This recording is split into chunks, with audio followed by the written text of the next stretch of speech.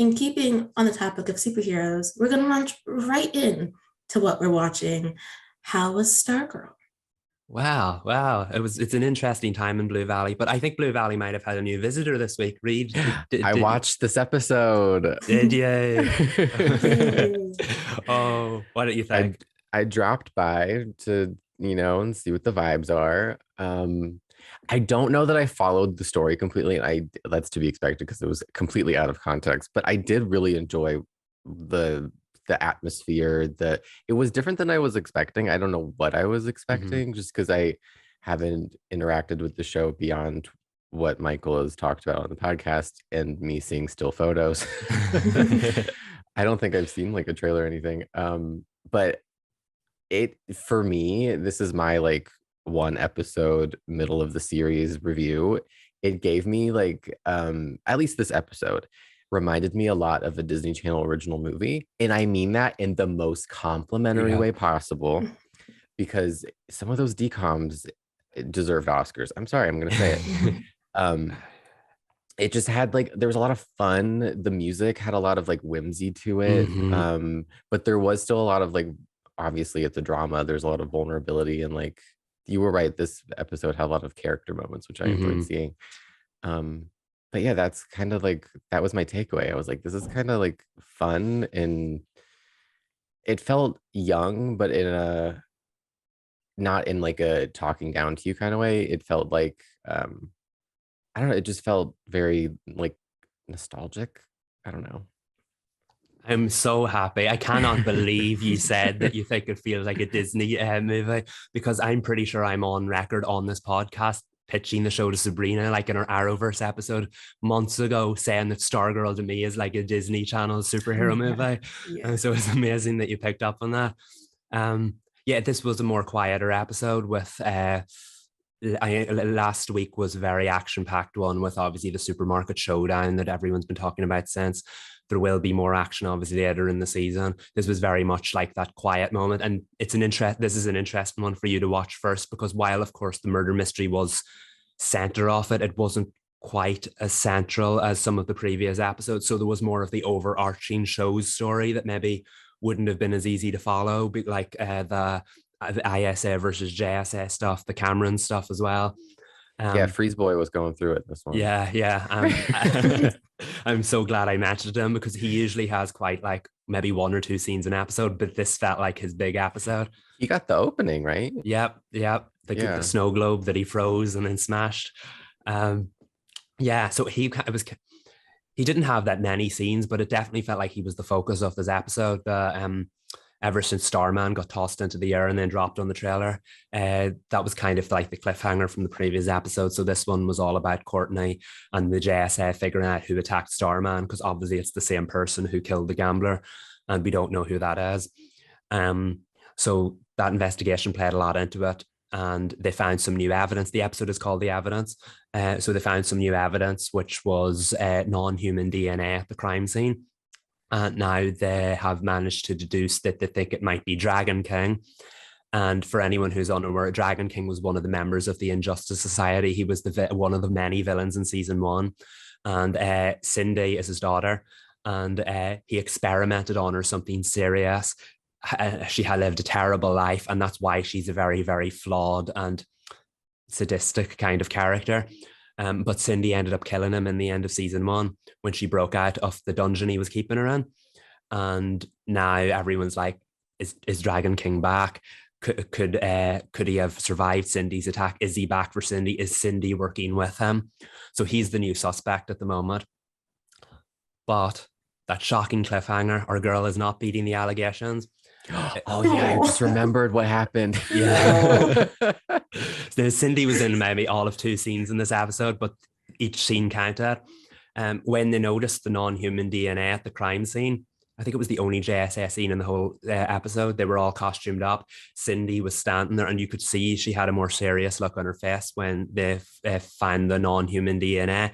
And then at the very end of the episode, you could see like things happening with her arm. It was like being displaced. Yep. And she ripped the clothing down or the bandage down, and you saw that she has like scales, like lizard scales, exactly like her father.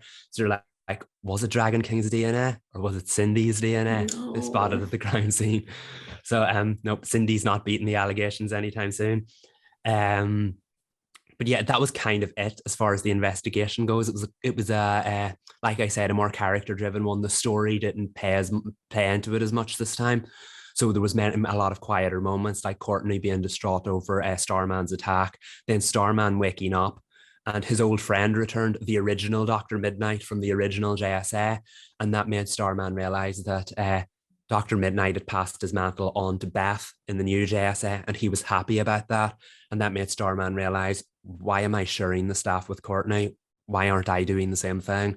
I'm here trying to relive my glory days while Stargirl's doing a pretty darn good job, and I'm actually hindering her progress. So it was a really like reflective moment for Starman. Like, is he the legend that stayed too long and now he's out of shape but no longer can do what he used to do? It's definitely like that kind of returning veteran kind of vibe, that are their glory days behind them and are they stuck trying to relive them? We've seen it in so many TV shows. I'm actually shocked Stargirl decided to go down that route, but it's quite poignant because Starman's been a loose cannon since he came back. He's destroying everything. He's creating so much tension and drama. So it was a very poignant story for Starman, and I think you got to relate to him more this time. And I'm trying to think then, the neighbors, I'm sure both of them were fun characters. I can't wait to hear Reed's thoughts on them. The Croc showed up, but they were in separate scenes this time. Lawrence showed up in the bunker and sat and watched a movie with Starman and Pat. Yeah, they had boy time. Yeah, they did. He did. Yeah, they bonded. Last week, Starman was destroying the supermarket with them in it, but this time they were sitting watching a movie together. And I think that made Starman realize, because he used to be Lawrence used to be the villain sportsmaster, and now even he's retired. He's moving on. He's turning over a new leaf, and Starman's like, everyone I knew from those days have moved on with their lives and are doing something new and letting the next generation take care of it. But meanwhile, I'm still stuck here trying to be Starman, relive my glory days. So again, poignant arc for Starman, but they used some of the show's most eccentric characters to get it across. Meanwhile, Lawrence's wife, Paula, showed up at Barbara's work. And so remember I said Barbara was having a tough time with her manager. He was turning down all her proposals. And then Paula threatened the manager. Well, this week, the manager's all like, yes, Barbara, that proposal can go through. You're doing great, Babs. Absolutely. So he's really like nervous and angsty around her. And it turns out because it was that Paula threatened her.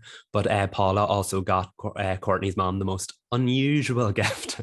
I think that just highlighted the unusual dynamic between them. And Barbara just didn't know how to thank her. And I mean, again, it was just one scene, but I feel like they're all really important character moments because it really furthers each of the dynamics. And as I said, the season subtitled Frenemies, that you really get to see that. But yeah, that's basically all that was in the murder mystery story. The big story this week was the Cameron and Courtney thing. And Courtney now knows Cameron has ice powers because he couldn't control himself around her and ended up freezing the entire art room. There were icicles hanging everywhere. I'm resisting making a Mr. Freeze pun, but I'm not going to do it. But it's a cold town. It didn't work. What do you call it? And then, but Courtney promised to help Cameron through it. And are they a thing? That's the thing. This is the most long-winded, well-told story for 3 seasons. We've been waiting on anything to happen. You're joking. Yeah. So it's a slow burn. Has she dated anybody? Is there no, this is her first kind of relationship on the show. I mean, I kind of appreciate that, where they kind of put that on the back burner and let her be herself and be a superhero. Yeah, exactly. And I think they told it really well. I know some people are getting bored because it's taken too long to happen, but I think they're doing it really well because it's played second fiddle to the main story, which a lot of the stuff in the show should. But now that there's a real reason for Cameron to step front and center, it's really starting to blossom at probably the very wrong time because there is history there that's going to affect the relationship. And I've mentioned before, Cameron's nickname is Icicle Jr. because his father was Icicle. His father was the leader of the JSA, and Cameron's grandparents are low-key terrifying, and they want to raise their grandson with the exact same ideals of his father.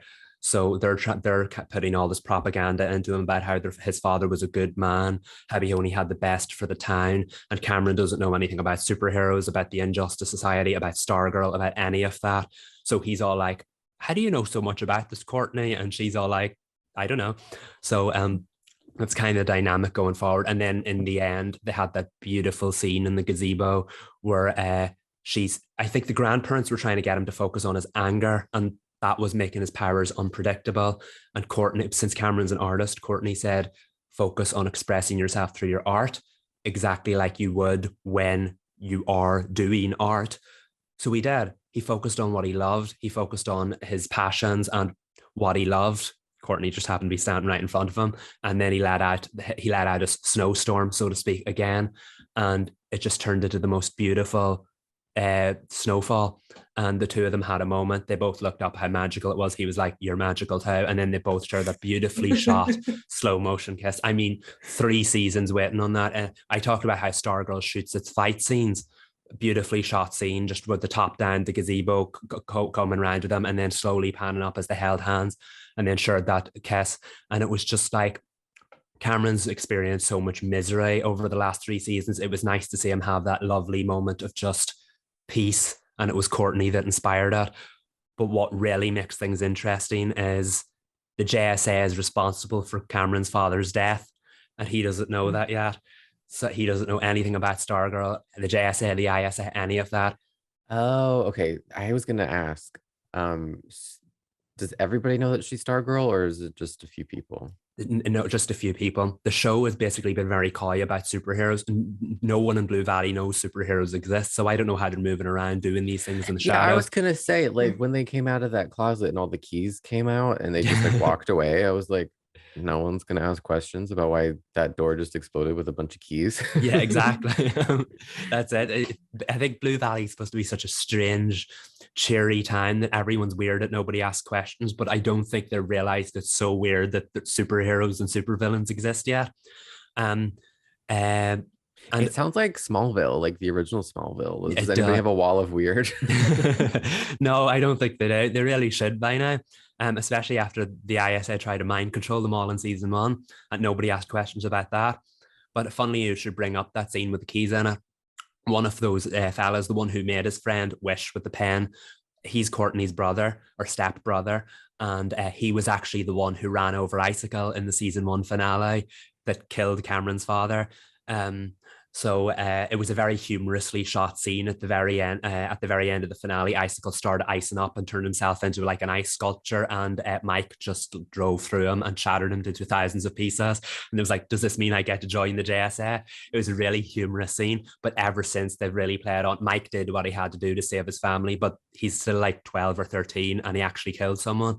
So that's kind of been playing on him. So I think now Courtney's going to have to find out a way to protect Mike from Cameron when he eventually finds out that it was Mike and the JSA that killed his father. So I think that's going to be, the murder mystery is very much at the center of the story, but I wouldn't be surprised if the Icicle Jr. story ends up taking center focus as we head towards the finale. Because, you know, the murder mystery is very much a season story, whereas the Cameron stuff's very much show story. So I think it'll take center stage as it goes on. Or maybe it'll set up season 4, manifesting season 4. We'll say. But yeah, it was a very quiet episode. My teaser for episode 5 is you're going to see more of Courtney and Cameron, of course. I don't know if you saw the trailer, Reed, after it aired. It very much played into Courtney is going to be distracted by helping Cameron. And now that Starman has officially accepted, Pat talked Starman into taking the mantle back. So he has a costume now, while Courtney is busy with Cameron. The JSA is going to need a new leader. So Starman decides to take the young uns for an adventure through the sewers to see if they can find Dragon King. But as the trailer implies, Starman still has rage issues, and the young JSA is going to be like, Starman's great and all, but he got issues. So that's going to make Courtney feel very much torn between helping Cameron or going back to her duty as Stargirl, as the leader of the JSA. And again, I think that'll play into then the rest of the season. Who is the leader of the JSA, Starman or Stargirl? So there's a lot of conflict, there's a lot of drama, and there is a lot of infighting, and I think that will carry on. The issue is that there is no episode of Stargirl next week, so we're going to have to wait 2 weeks because for some random reason the CW is taking a 1 week hiatus, I think, so that it can officially launch its fall schedule and then add Stargirl back to the pack.